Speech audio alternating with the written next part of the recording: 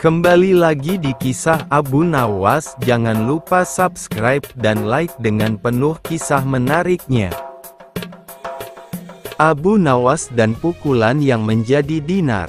Pada suatu hari Abu Nawas menghadap ke istana, pun bercakap-cakap dengan Sultan dengan riang gembira. Tiba-tiba terlintas dalam pikiran di benak Sultan. Bukankah ibu si Abu Nawas ini sudah meninggal? Aku ingin mencoba kepandaiannya sekali lagi. Aku ingin menyuruh dia membawa ibunya ke istanaku ini. Kalau berhasil akan aku beri hadiah 100 dinar.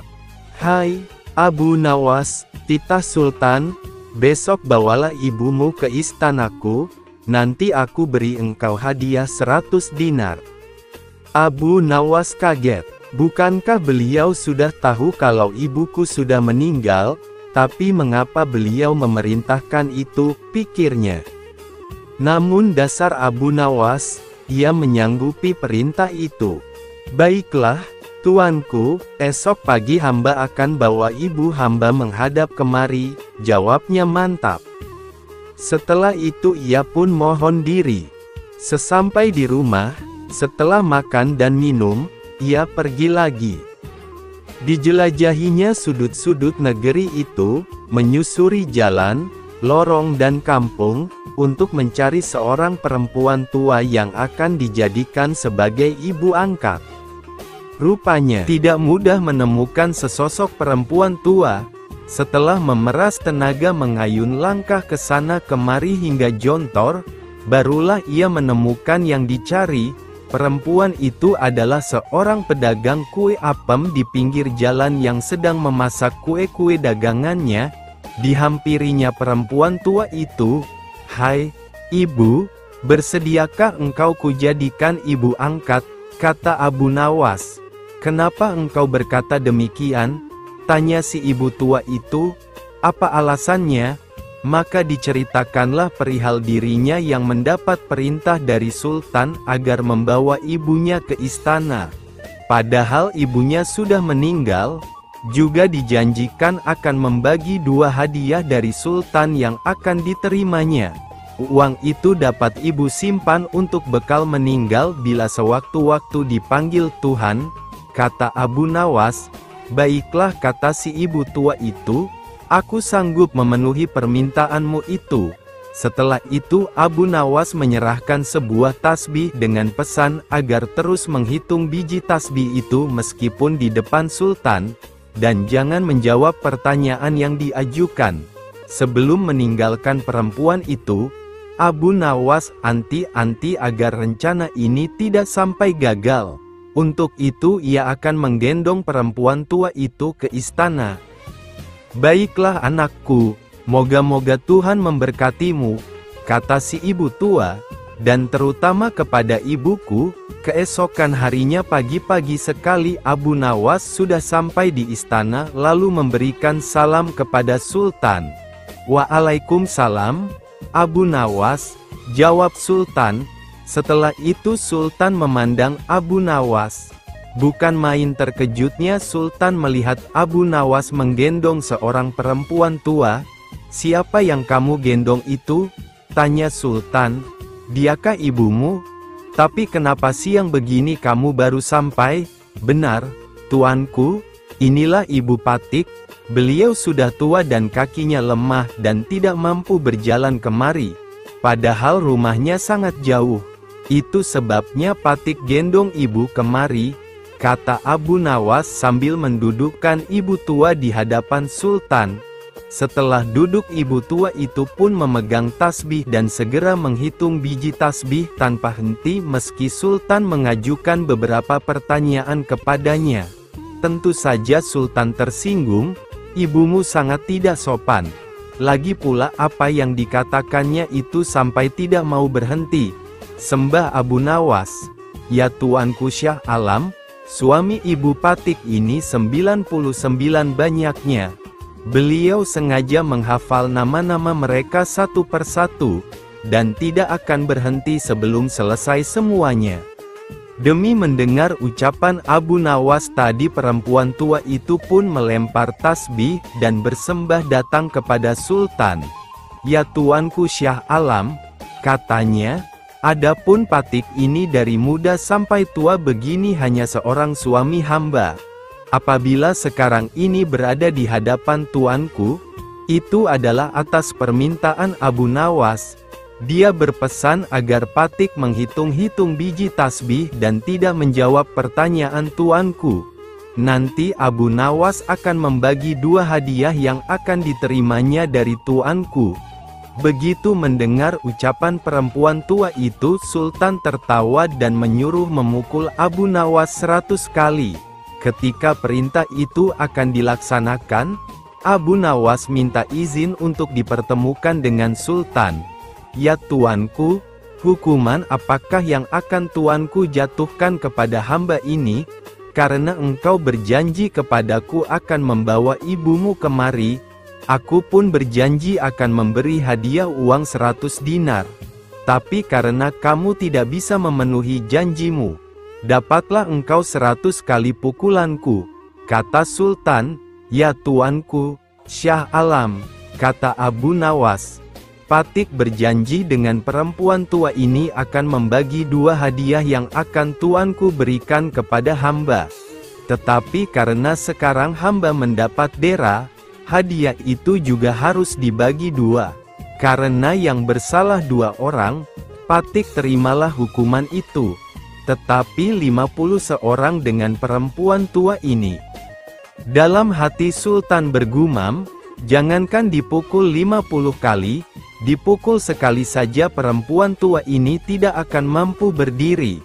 Setelah itu Sultan memberi 50 dinar kepada perempuan tua itu sambil berpesan agar tidak cepat percaya kepada Abu Nawas bila lain kali menemuinya.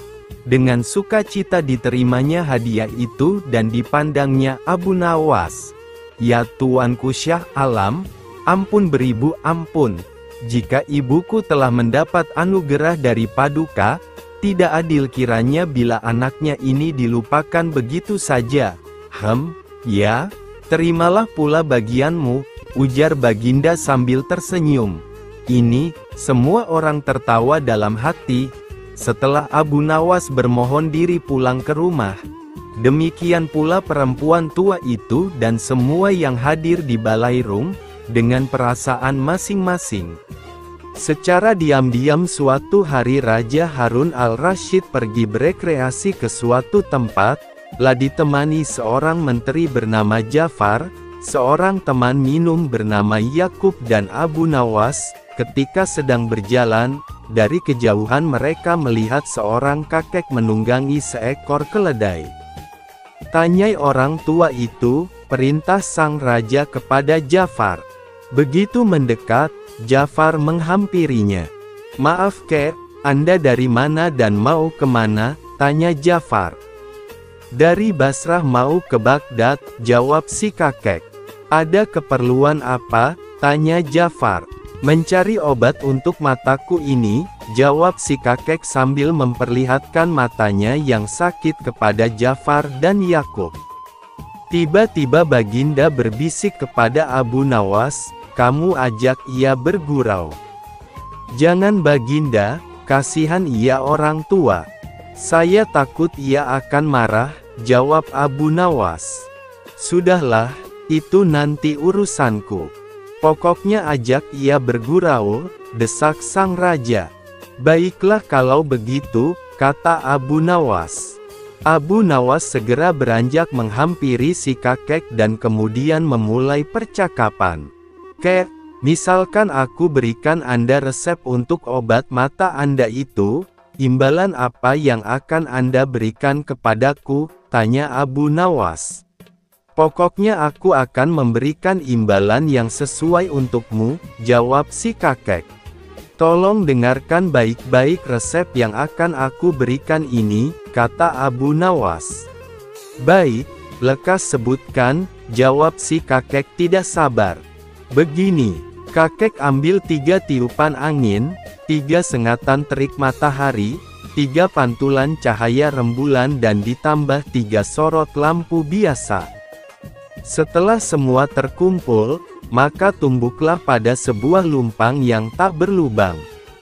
Selanjutnya kakek taruh ramuan yang telah lembut itu ke dalam sebuah mangkok besar yang sudah pecah berkeping-keping, lalu kakek simpan di udara selama 3 bulan. Setelah masa 3 bulan, oleskan ramuan itu ke matanya yang sakit sebanyak 3 kali sebelum tidur. Insya Allah matanya akan sembuh, jelas Abu Nawas. Si kakek pun naik pitam. Ia tiba-tiba turun dari keledainya menghampiri Abu Nawas seraya berkata, "Ambil keledai ini sebagai imbalan awal," kata si kakek sambil memalingkan wajahnya, lah kemudian menambahkan, "Dan jangan lupa, jika setelah menggunakan resepmu itu mataku jadi sembuh, aku akan memberimu lagi imbalan berupa seorang budak wanita yang setia melayanimu. Jika kelak ternyata kamu telah mati terlebih dahulu meninggalkan aku, budak wanita itu pasti sudah menjemputmu di neraka sana, lah akan setia meludahi matamu dan memukuli wajahmu sambil berteriak mengolok-olokmu." Mendengar jawaban si kakek yang cukup telak itu, sang Raja Harun al-Rasyid seketika tertawa terpingkal-pingkal. "Beri orang tua itu hadiah," kata sang raja sambil menahan tawanya. "Terima kasih Baginda," jawab si kakek dengan senang hati, kemudian ia pun pamit pergi. Sang raja melihat Abu Nawas terbengong-bengong di tempatnya. Karena merasa kasihan sehabis balik dikerjai si kakek gara-gara ulahnya, Baginda menyuruh Ja'far untuk memberinya hadiah juga. Membayar dengan bunyi. Pada suatu hari dalam sebuah perjalanan jauh menuju suatu tempat, Abu Nawas merasa kelaparan. Akan tetapi ia kehabisan persediaan bekal makanan. Selain itu persediaan uang di kantongnya juga sudah menipis, hanya tersisa beberapa keping saja, padahal perjalanan yang harus ditempuh masih lumayan jauh. Sisa uang tersebut tidak akan cukup membantunya untuk meneruskan perjalanan jika ia menggunakan uangnya untuk membeli makanan menghilangkan rasa laparnya yang mulai menyerang pada saat itu. Meski lapar, Abu Nawas tetap melanjutkan perjalanannya walaupun langkahnya sudah mulai gemetar. Karena merasa sudah cukup lapar dan lelah, Abu Nawas akhirnya memilih untuk beristirahat sejenak di sebuah tempat di keramaian. Secara tidak sengaja, Abu Nawas melihat sebuah warung makan di depannya. Karena tidak kuasa menahan rasa lapar, Abu Nawas pun akhirnya memasuki warung tersebut meski tidak berniat membeli makanan. Setelah memasuki warung, Abu Nawas langsung menuju ruangan dapur dan melihat asap yang sedang mengepul dan mengeluarkan aroma yang pastinya menggoda lidah untuk mencicipinya. Abu Nawas terus menghirup aroma-aroma dari masakan yang ada di dapur warung itu. Ia membayangkan seakan-akanlah sedang menyantap makanan yang sangat lezat itu. Setelah ia merasa puas, dan rasa laparnya untuk sementara sudah mereda, Abu Nawas segera beranjak meninggalkan warung untuk melanjutkan perjalanannya. Namun begitu keluar dari warung, tiba-tiba sang pemilik warung mengejar dan meneriakinya. "Hai tuan, tunggu dulu, mau kemana kau? Bayar dulu," teriak pemilik warung. Abu Nawas langsung menghentikan langkahnya, lah heran mengapa pemilik warung itu menghentikannya meminta bayaran, padahal ia sama sekali tidak makan atau minum di warungnya. Akan tetapi Abu Nawas tidak mau ambil pusing, ia tetap tenang menghadapi pemilik warung itu. "Mau pergi seenaknya saja, bayar dulu baru boleh pergi," kata pemilik warung itu pada Abu Nawas. Mendengar perkataan pemilik warung itu, Abu Nawas langsung menganggukkan kepala tanda setuju akan membayar.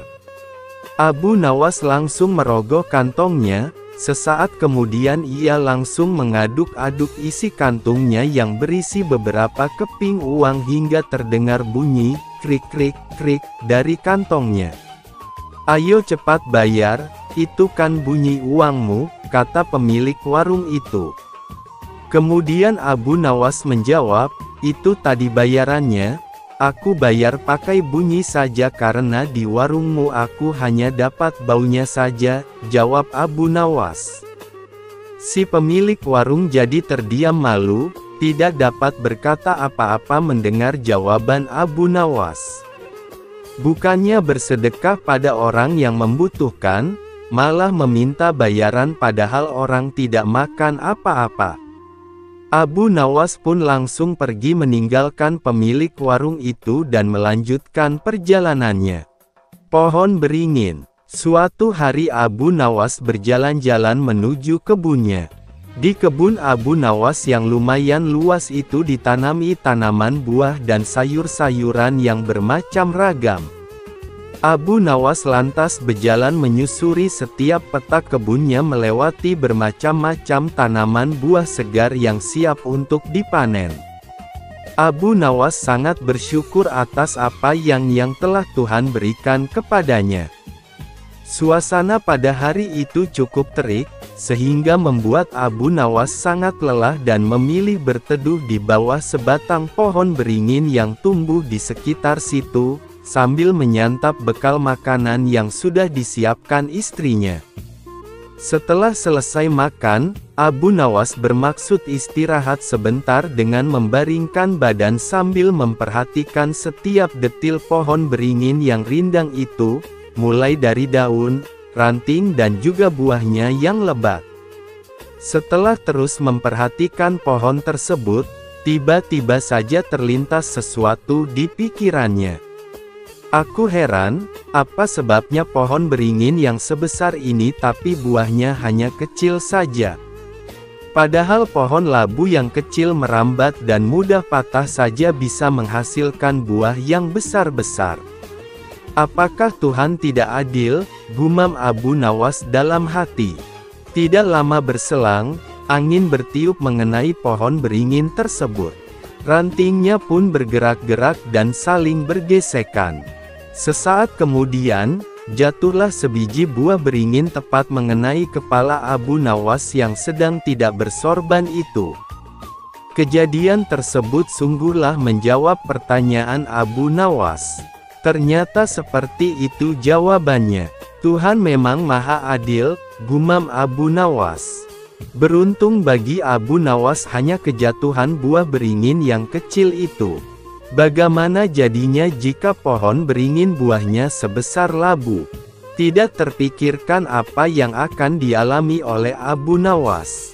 Tuhan telah menciptakan setiap makhluknya dilengkapi dengan kekurangan dan kelebihannya, dan semua itu berjalan sesuai dengan fungsi dan kodratnya masing-masing. Pekerja negeri tetangga. Abu Nawas sangat tidak setuju dengan kebijakan Baginda Raja yang mempermudah masuknya pekerja dari negeri tetangga. Untuk menyatakan langsung ketidaksetujuannya itu tidak mungkin karena salah-salah bicara dia bisa kena rajam. Maka dicarilah akal oleh Abu Nawas agar Baginda Raja tidak marah. Abu Nawas menghadap dan memberikan laporan kepada Baginda Raja. "Abu Nawas, wahai Baginda Raja yang saya muliakan. Tempo hari saya berkeliling ke ujung-ujung negeri kerajaan ini. Seminggu lamanya saya menyaksikan hal yang sangat berbeda. Ada benda ajaib yang menurut saya belum pernah Baginda Raja lihat seumur hidup." "Baginda Raja, benda apakah gerangan yang kau lihat itu wahai Abu Nawas?" Abu Nawas, "Sebaiknya Baginda Raja lihat sendiri. Sebab kalau saya ceritakan sekarang, Baginda Raja tidak akan percaya." "Baginda Raja, baiklah kalau begitu. Ayo kita ke sana sekarang." Abu Nawas, begini Baginda Raja, Abu Nawas tak melanjutkan kalimatnya. Baginda Raja, ada apa wahai Abu Nawas? Abu Nawas, kalau Baginda Raja tetap berpenampilan seperti sekarang, tidak akan mungkin kita bisa melihat benda ajaib itu sebab orang akan mengenali Baginda Raja. Pasti akan ramai orang akan ikut menyaksikan benda tersebut. Baginda Raja, jadi bagaimana sebaiknya penampilanku Abu Nawas? Abu Nawas, perawakan Baginda mirip rakyat negeri tetangga. Mata Baginda Raja agak sipit dan kulit kuning langsat. Menurut hemat hamba, alangkah baiknya Baginda Raja menyamar menjadi warga negeri tetangga, seakan-akan Baginda Raja ke sini sebagai pendatang, sehingga orang tidak akan mengenali Baginda. Tanpa pikir panjang Baginda Raja mengikuti saran Abu Nawas dan langsung mengubah penampilannya seperti warga negeri tetangga. Mungkin lebih tepatnya disebut pekerja negeri tetangga. Kemudian Abu Nawas dan Baginda Raja yang telah menyamar itu pergi ke suatu negeri yang dimaksud. Sebelum sampai di negeri tersebut tiba-tiba Abu Nawas mendadak berhenti. Baginda Raja, ada apa Abu Nawas? Kenapa tiba-tiba berhenti? Abu Nawas, begini Baginda Raja. Kalau hamba ikut dengan Baginda sampai ke desa itu, saya takut penyamaran Baginda akan ketahuan. Jadi sebaiknya Baginda berjalan sendirian memasuki desa itu. Di ujung desa ada sebuah gua yang tidak begitu besar. Pintu gua itu tidak kelihatan karena terletak di balik pohon besar. Agar Baginda Raja mudah mencarinya, pohon itu sudah saya cat dengan warna merah. Nah, di dalam gua itu letak benda ajaib yang saya maksud. Tanpa basa-basi lagi, bergegas Baginda Raja meninggalkan Abu Nawas demi melampiaskan rasa penasaran yang sudah memuncak. Tidak terlalu susah beliau dapat menemukan tanda cat merah seperti yang diceritakan Abu Nawas tadi. Alangkah girang hatinya karena tidak lama lagi benda ajaib akan berada di tangannya. Namun tiba-tiba dari kejauhan terdengar suara ribut-ribut. Penduduk kampung, siapakah engkau? Berani-beraninya masuk kampung kami. Baginda Raja, saya hanya pencari kayu. Lah tidak mau penyamarannya diketahui oleh masyarakat sekitar. Penduduk kampung, nah, yang satu ini ternyata bisa berbahasa kita. Ayo kita seret dia menemui teman-temannya yang lain. Spontan Baginda Raja diseret oleh penduduk kampung yang notabene adalah rakyatnya sendiri. Setiba di sebuah bangunan yang mirip dengan gudang, Baginda Raja dilemparkan ke sekerumunan orang yang jumlahnya puluhan. Penduduk kampung, coba kau ceritakan, kenapa kau datang begitu ramai ke negeri kami ini? Baginda Raja sesaat memelototi orang yang ada di hadapannya. Baginda Raja, engkau ini siapa? Orang di dalam gudang, lorem ipsum dolor sit amet, consectetur adipis cing elit. Pelentesque molesti ligula auge imperdiet auctor. Nam ut telus quis ex dapibus tristique. In consequat volupat tristique. Baginda Raja, bicara apa kau ini? Aku tak mengerti. Penduduk kampung, hei budak sipit, jangan berpura-pura kau di depan kami. Cepat ceritakan maksud kau datang ke negeri kami ini. Merasa dikerjain oleh Abu Nawas, Baginda Raja langsung membuka kedoknya. Baginda Raja, tidak kenalkah kau dengan diriku? Mendadak penduduk kampung terperangah. Setelah Baginda Raja membasuh riasannya, barulah semua warna mengenalinya. Penduduk kampung, ampunkan kami Baginda Raja. Kami tidak tahu bahwa Baginda menyamar. Baginda Raja, lalu kenapa kau mengurung orang-orang aneh ini di gudang? Penduduk kampung, Mereka itu pekerja dari negeri tetangga Baginda. Sejak mereka datang ke kampung kami kehilangan pekerjaan. Semua tambang rakyat mereka kuasai sehingga kami hampir semua jadi pengangguran. Baginda Raja terdiam 1000 bahasa.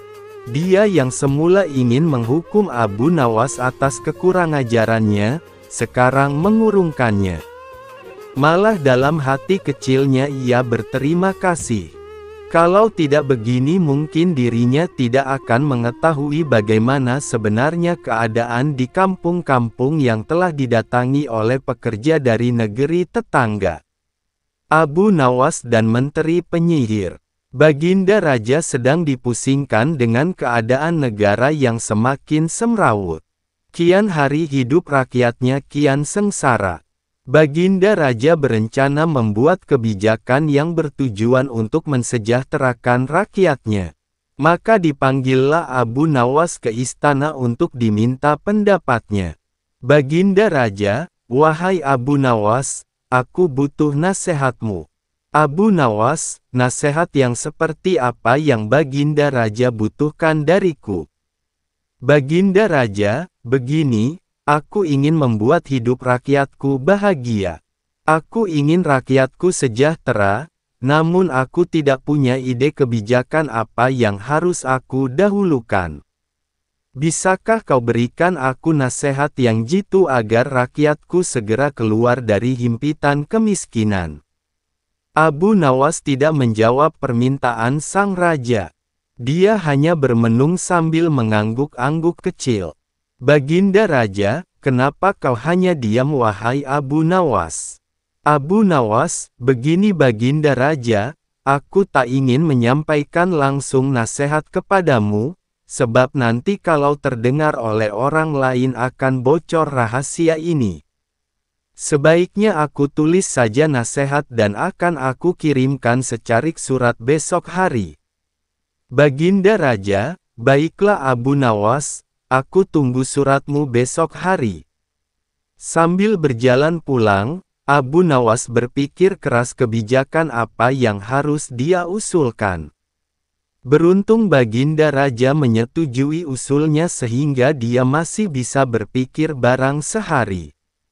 Keesokan harinya Abu Nawas datang ke istana untuk menyerahkan langsung surat yang dia janjikan.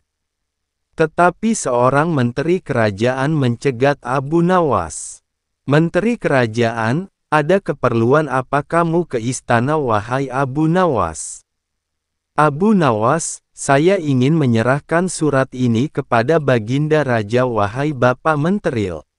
"Menteri kerajaan, tinggalkan saja suratmu itu di sini, karena Baginda Raja saat ini sedang tidak mau ditemui." Menteri kerajaan ini berusaha menghalangi niat Abu Nawas untuk menernui Baginda Raja, sebab beredar kabar Abu Nawas ingin memberi nasihat kepada sang raja. Menteri ini sudah terkenal ingin menggulingkan Baginda Raja. "Abu Nawas, baiklah Bapak Menteri, saya titipkan surat ini padamu." Abu Nawas tidak dapat mengelak dan dengan berat hati dia tinggalkan surat rahasia itu pada menteri kerajaan. Sepeninggal Abu Nawas, menteri tersebut membuka surat rahasia dan membaca isinya. Alangkah senangnya hati menteri kerajaan mengetahui isi surat tersebut. Bergegas menteri tersebut menukar isi surat itu dan memberikannya kepada Baginda Raja. Baginda Raja menerima surat dari Abu Nawas melalui menterinya. Setelah dibaca, maka beliau langsung mengikuti nasihat Abu Nawas dengan menaikkan harga BBM.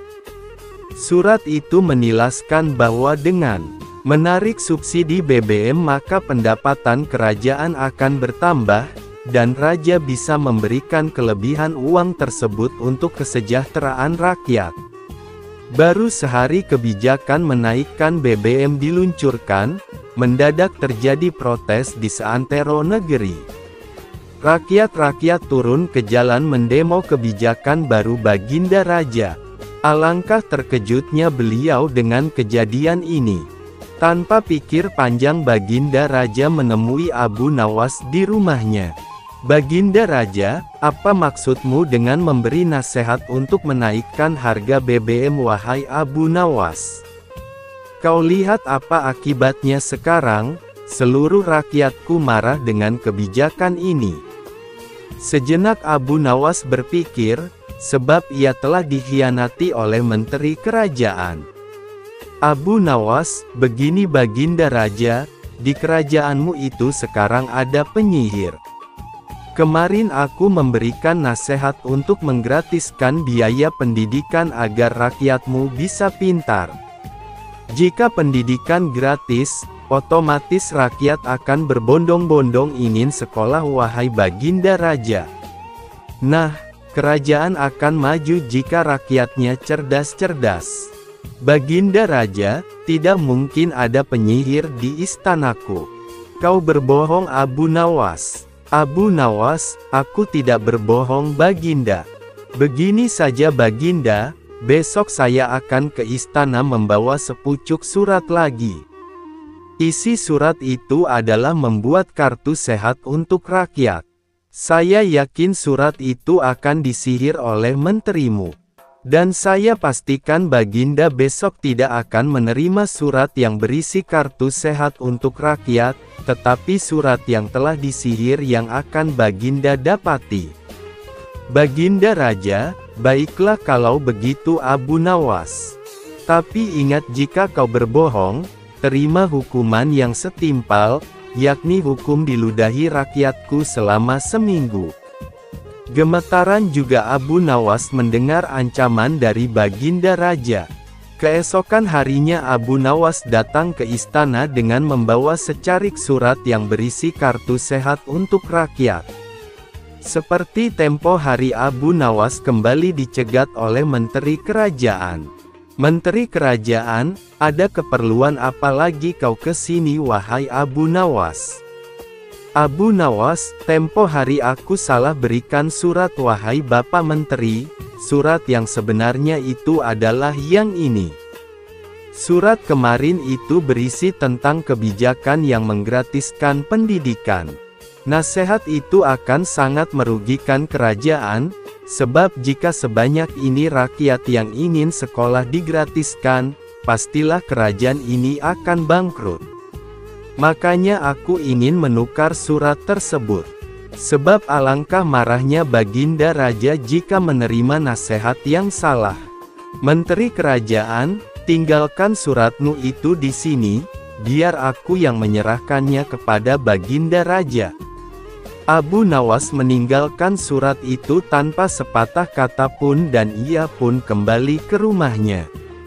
Ketika Baginda Raja menerima surat titipan yang diserahkan oleh menteri kerajaan, terperanjat ia karena apa yang dikatakan Abu Nawas benar adanya bahwa di kerajaannya memang ada tukang sihir.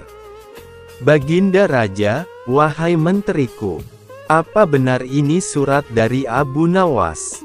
Menteri kerajaan, "Benar Baginda."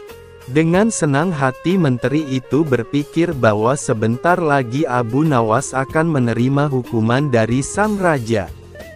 "Baginda Raja, surat ini berisi kebijakan untuk menggratiskan pendidikan. Lalu surat yang berisi tentang kartu sehat untuk rakyat mana?" Ayam panggang petaka. Suatu hari, Baginda Raja Harun al-Rasyid sedang berpikir keras di atas singgasananya, sedang memikirkan cara untuk menjebak Abu Nawas dalam sebuah kesalahan sehingga ia dapat memberi hukuman pada Abu Nawas. Rencana ini dilakukan bukan tanpa alasan, karena sudah beberapa kali Abu Nawas telah membuatnya malu di depan para pejabat kerajaan. Berlatar belakang dendam inilah akhirnya raja hendak membuat jebakan terhadap Abu Nawas dan berharap Abu Nawas gagal menghadapi jebakan tersebut. Ketika cara sudah ditemukan, segala sesuatu pun mulai dipersiapkan. Abu Nawas lalu diundang dalam sebuah jamuan makan bersama para petinggi negeri. Ketika semua tamu undangan sudah hadir termasuk sang target si Abu Nawas, Baginda pun mulai berkata, "Wahai Abu Nawas, di depan mejaku itu ada sepanggang daging ayam yang lezat dan enak untuk dilahap. Tolong segera ambilkan," perintah Baginda. Abu Nawas keheranan dengan perintah Baginda itu, karena tidak biasanya ia disuruh mengambilkan makanan raja. "Mungkin ini jebakan, sepertinya aku harus waspada," pikir Abu Nawas. Pun menuruti perintah Baginda. Setelah mengambil ayam panggang tersebut, Abu Nawas kemudian bermaksud memberikannya langsung kepada Baginda sesuai perintah. Namun Baginda belum langsung menerimanya, akan tetapi ia kembali berkata, "Abu Nawas, di tangan kamu ada sepotong ayam panggang lezat, silahkan dinikmati." Segera Abu Nawas melaksanakan perintah Baginda. Akan tetapi begitu ia hendak menyantap ayam panggang tersebut, tiba-tiba Baginda kembali menyela. "Tapi ingat Abu Nawas, dengarkan dulu petunjuknya. Jika kamu memotong paha ayam itu, maka aku akan memotong pahamu, dan jika kamu memotong dada ayam itu, maka aku juga akan memotong dadamu. Tidak hanya itu saja, jika kamu memotong dan memakan kepala ayam itu, maka aku akan memotong kepalamu. Akan tetapi kalau kamu hanya mendiamkan saja ayam panggang itu, akibatnya kamu akan aku gantung." Ternyata dugaan Abu Nawas benar, Baginda ingin menjebaknya. Abu Nawas merasa bingung dengan petunjuk yang dititahkan Baginda itu.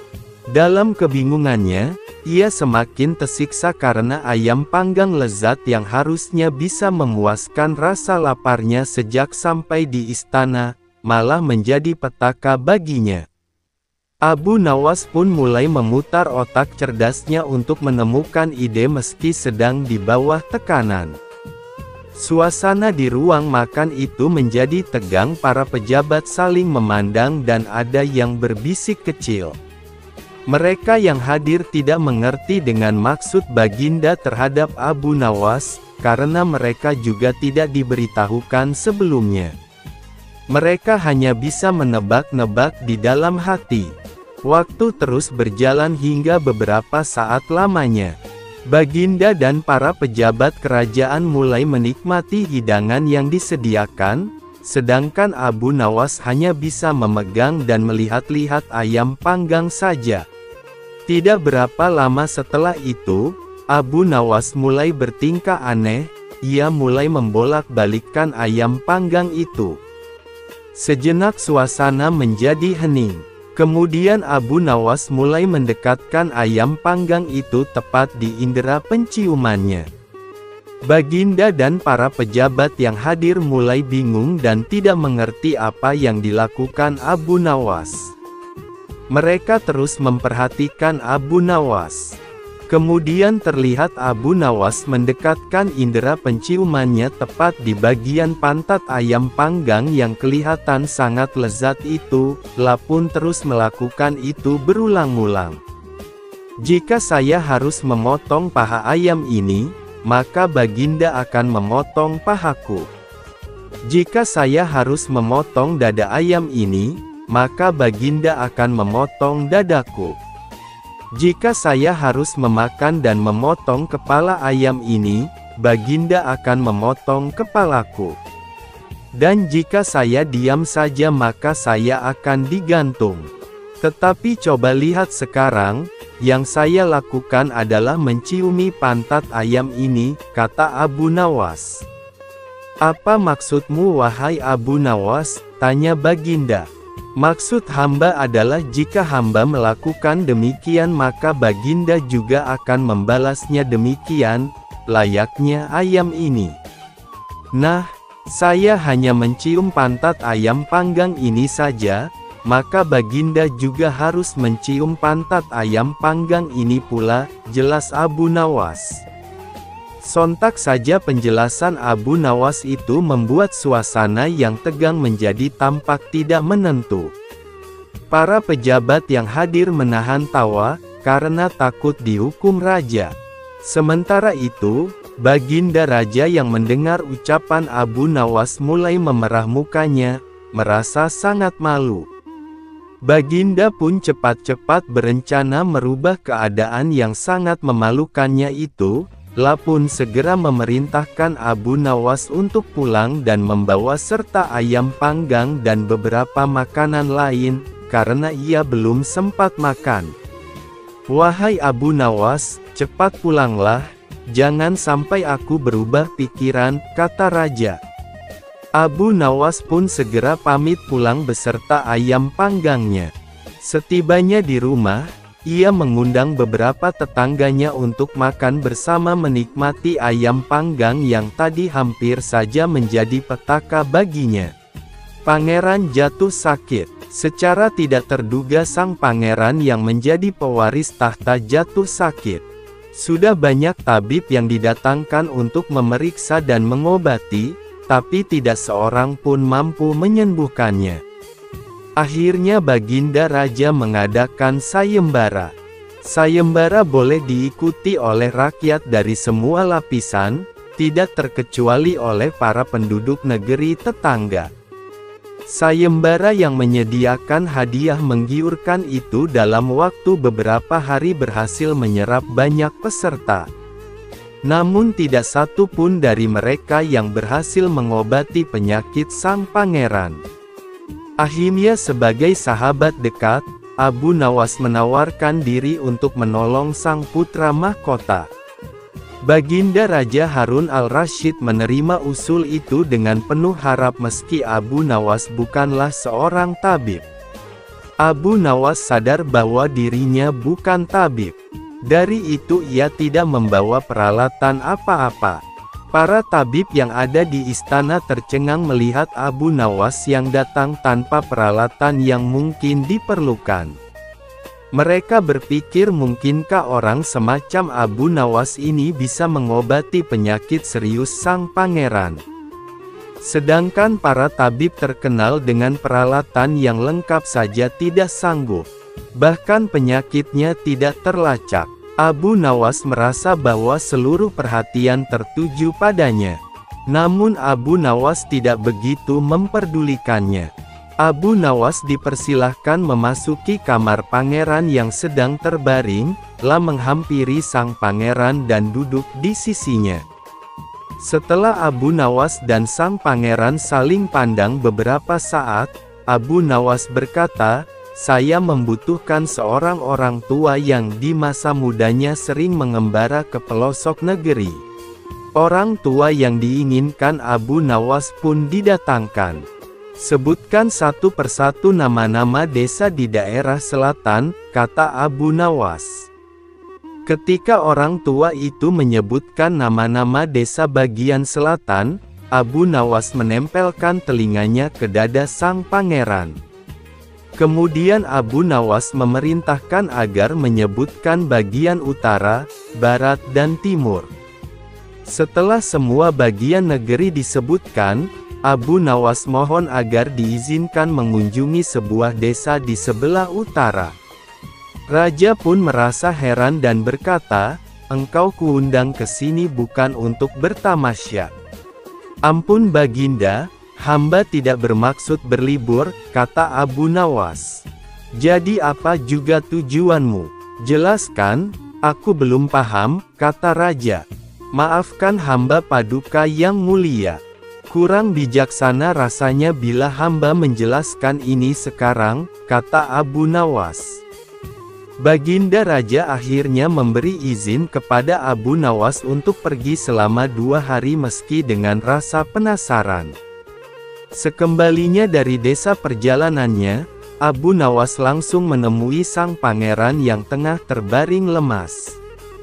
Abu Nawas lalu membisikkan sesuatu pada telinga sang pangeran, dan kemudian menempelkan telinganya ke dada sang pangeran.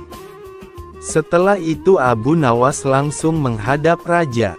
Apakah Yang Mulia masih menginginkan sang pangeran tetap hidup? Tanya Abu Nawas. Apa maksud perkataanmu itu, Abu Nawas? Tanya raja dengan kaget.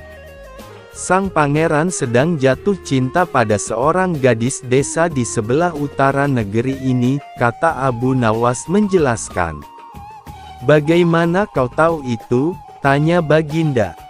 Beberapa hari yang lalu ketika nama-nama desa di seluruh negeri disebutkan oleh orang tua pengelana itu, tiba-tiba degup jantung pangeran bertambah keras saat mendengarkan nama sebuah desa di bagian utara negeri ini. Sang pangeran tidak berani mengutarakannya kepada Baginda jika ia telah jatuh cinta pada seorang gadis desa tersebut, jelas Abu Nawas. Lalu apa yang harus aku lakukan? Tanya raja. Cara satu-satunya adalah dengan mengawinkan pangeran dengan gadis desa itu, jawab Abu Nawas.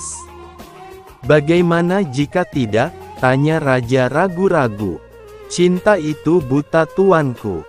Bila kita tidak berusaha mengobati kebutaannya, maka ia akan segera mati, jawab Abu Nawas meyakinkan. Baginda pun tidak bisa menolak saran Abu Nawas. Sang pangeran adalah pewaris tahta kerajaan. Abu Nawas benar. Begitu mendengar persetujuan sang Baginda raja, sang pangeran berangsur-angsur pulih. Sebagai tanda terima kasih Baginda raja, Abu Nawas diberi hadiah atas bantuannya itu.